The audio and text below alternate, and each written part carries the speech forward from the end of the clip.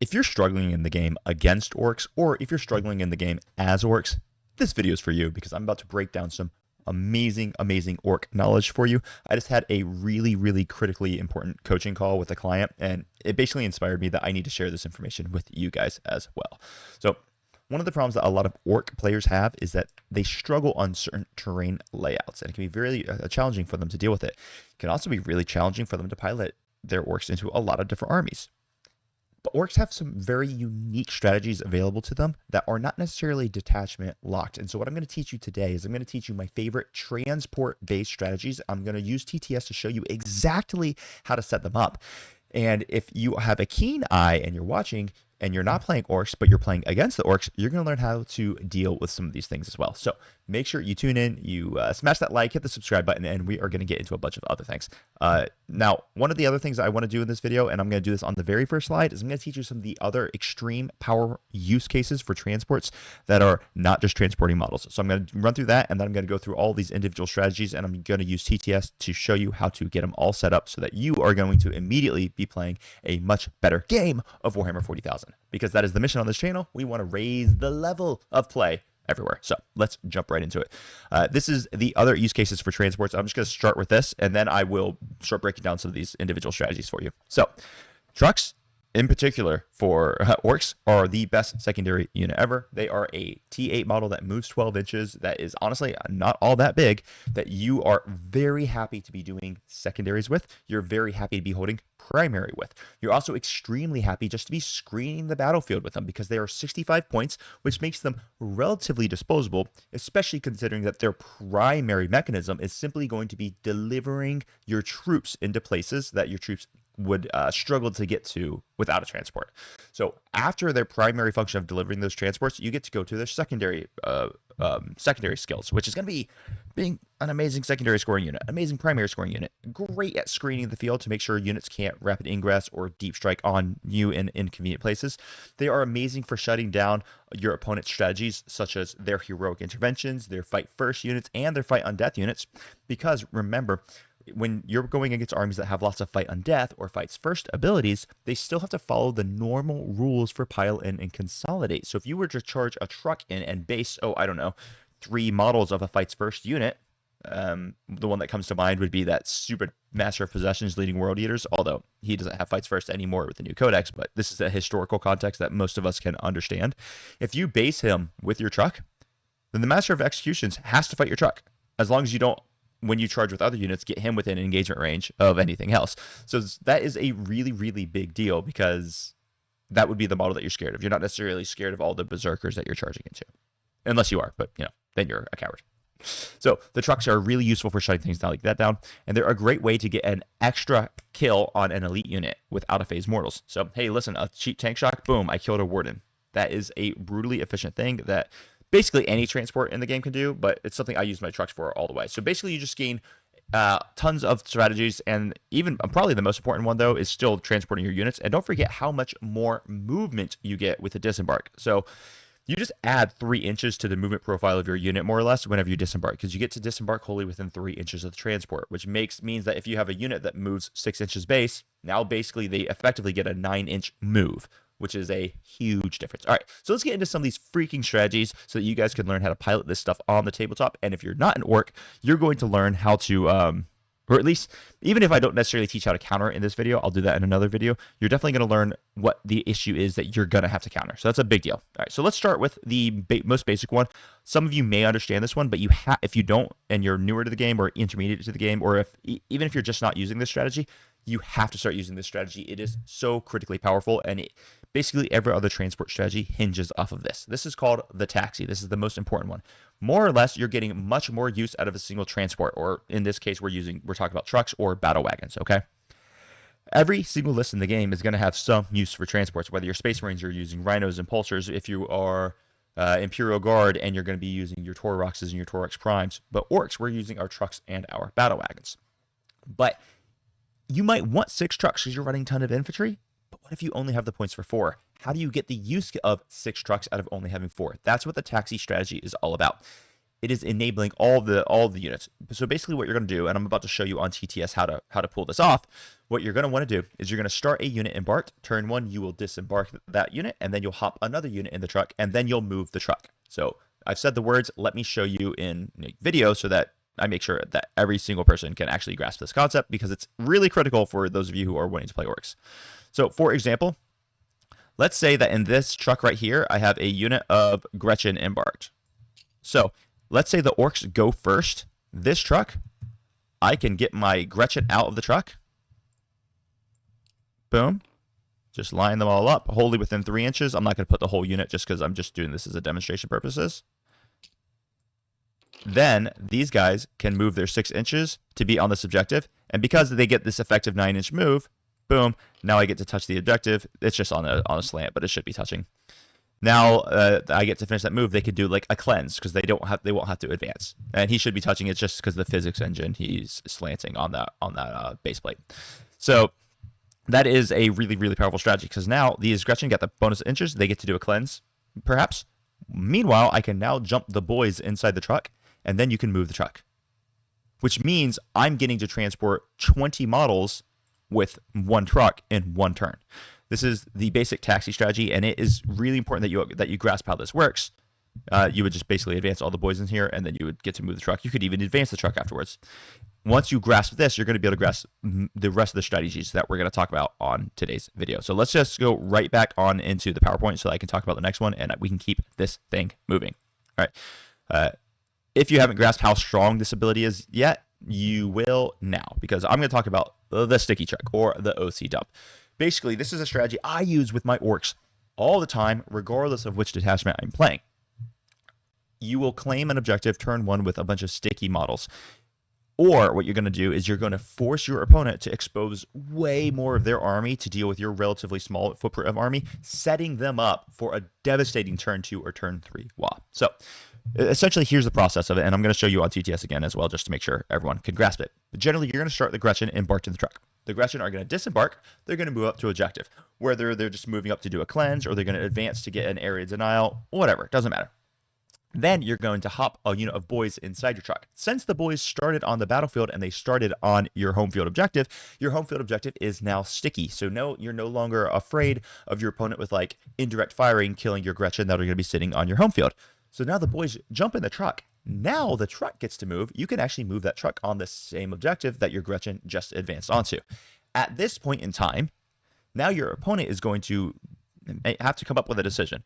Do they really want to have to kill all 3 of those units to deny you that primary in round 2? Sometimes the answer is yes, but a lot of times the answer is going to be no. And let me break it down, because this is a 185 point package for you. 40 points for the Gretchen, 65 for the truck, and 80 for the boys. But it's going to cost your opponent approximately anywhere between 3 to 5, maybe even 6 activations in order to kill all of your units. If they kill your Gretchen, you're still scoring primary because you have a truck there. If they kill your Gretchen and your truck, well, you're going to have 10 orc boys that are about to hop out, and they're going to have OC2. And if they control that objective at the start of the next turn, now suddenly that objective is sticky, and it removes all pressure from the orcs having to hold primary. So your opponent literally has to do is they have to dedicate 1 unit to kill the Gretchen, 1 unit to kill the truck, and another unit to kill the boys.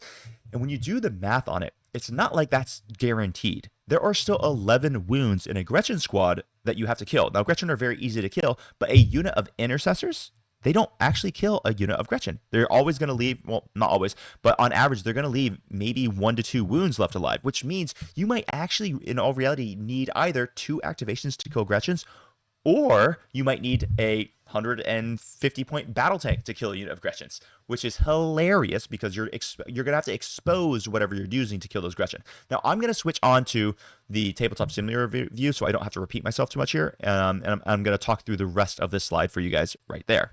So let's just pop the live, boom, boom. And all right, we did it. So basically following this strategy, we're going to have the Gretchen all disembark from this truck. Blah, blah, blah. And they're got to get wholly within 3. Then I'm going to roll in advance. Let's say I roll a 3 on the advance, so I get to move 9 inches out. Boom, we'll do something like this. Okay, and we'll just leave these Gretchen trailing like this a little bit to make room for our truck. Then we are going to jump these up, press escape. And then we are going to jump these orc boys inside the truck. Then I'm going to move this truck, and I'm going to have them stand right here. So now what's happening is I've got the Gretchen's OC, I've got the truck's OC, and I've got the boys' OC. Now, at the same time, I might actually do the exact same thing over here. I'll get the boys that are set up in this truck, and I'm going to hop them out. Maybe I'll do something like this. And I'll get some breaker boys out. Something like that. And then I'm going to hop these orc boys inside this truck. So they're going to hop out. Boom, boom, boom. Boom, boom, boom. Boom, boom, boom. And this truck is then going to move on up into this objective. And don't worry, I'm not moving through the wall. Just say it was in advance. I don't need you to at me for some sloppy stuff like that. Anyway, so now we have a Custodes player here. In this particular scenario, this Custodes player is actually kind of in a pickle because they're going to have to figure out how are they going to handle these 3 units, which they easily can kill these 3 units. But if they do, what are they going to actually have to, what are they going to have to risk in order to actually kill all of this? It's kind of a pickle. At the same time, since I have an objective right here, I've got this objective, my opponent also is going to want to deny me this. So this is a bit of a struggle. So it's not a problem. Let's say we have these Custody Bikers and they have Hurricane Bolters on them. They can move up here, no problem. We can move the Calidus out of the way. This Grav Tank can move to be right here.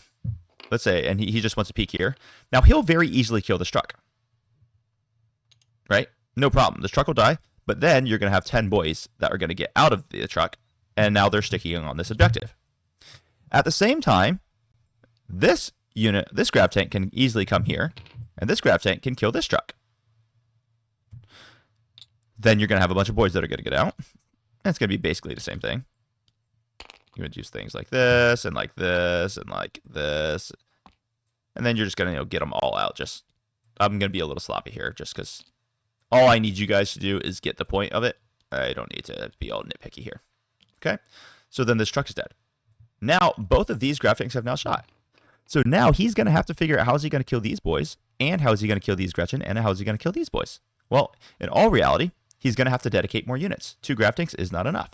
So he's going to have these Witch Seekers come up here, and he's going to have to hope that they actually kill the Gretchen. And maybe they do. Maybe they get lucky. Because there's 46 Flamers. It's likely they can probably kill the Gretchen and the Rat Herd. So, or it's possible. So let's say they do. All right, cool. Now he still has to kill this unit of Orc Boys, and he has to kill this unit of Orc Boys. At this point in time, the best he can pray for is he can pray to kill my boys with his bikes and shooting. And that's asking a good bit, but it's possible. And then he's going to be able to charge and kill these guys. Now, if he does that, he's got a problem. Especially assuming that I make this an easy charge for him, which, I wouldn't. I would do something like this. I'd make it as hard a charge as possible. Because now what this Custode player has done is they have effectively had to expose themselves in a lot of places where they did not want to expose themselves. To guarantee that they kill this entire Orc Boy squad, they realistically are going to need another unit worth of shooting. That could be these guys who are going to shoot with their assault weapons, or he's just going to have to accept that this is going to get sticky, and then I'm going to have primary, and I'm going to have a bunch of control. Meanwhile, at the same time, when I do this, I'm going to be moving this truck up, and it's going to be full of Beast Snaggers, or Breaker Boys, or whatever. So now when these bikes want to charge in, let's say they do charge in over here, and they want to kill all of these guys, now they get heroic by Breaker Boys. So now these Breaker Boys get to heroic in. So now the bikes are going to have to kill all of these Orc Boys, and all these Breaker Boys. Remember, that's not easy. They don't have enough attacks to do it. So they could, at the end of the fight phase, do a normal fall back maneuver using their once per game ability. Yeah, okay, they could run away here, or they could run away here. But if they do that, then I'm still going to be holding the primary.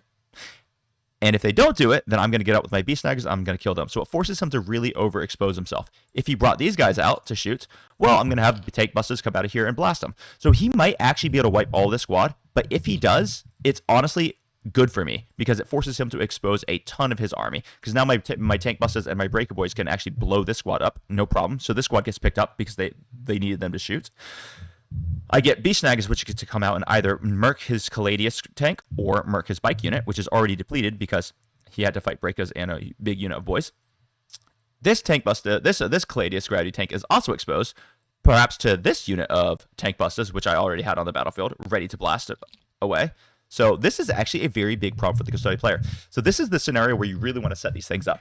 These sticky bombs, which is the way I like to refer to them, cause big problems for lots of armies. Now, some armies this wouldn't work on, but this strategy can just win against Custodes because it forces them to expose themselves, assuming you have the tools to deal with Custodes. Do you have Tank Busters? Do you have Squig Bombs? Do you have Breakaboys? If you don't have those units, then, Custodes are going to run through you anyway. So then you just got to ask yourself the question. It's like, okay, cool. What is next? What type of army do I not want to try this strategy on? Well, you wouldn't want to try this against something like Imperial Guard or Tau, who just have enough 72-inch range firepower to just obliterate you, because basically they're going to have to expose more or less nothing to kill your units. So in that scenario, you would never want to try this tactic, but in other scenarios, especially against melee heavy armies, it's a pretty dang good tactic. So let's get back to the PowerPoint, and the next two won't take me nearly as long to explain, but it's going to be just as impactful for you. All right, and we're back to it. So that was our OC dump.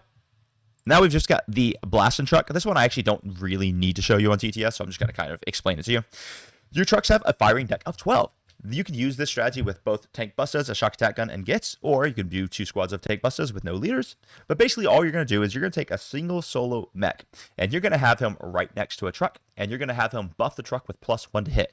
Now the truck is equipped with 10 rocket launches, right? And now you get to shoot 10 rocket launches, or you get to shoot 5 rocket launches and a Shock Attack Gun and 5 snaz guns from the flash kits. You get to shoot all of those guns, all with +1 to hit.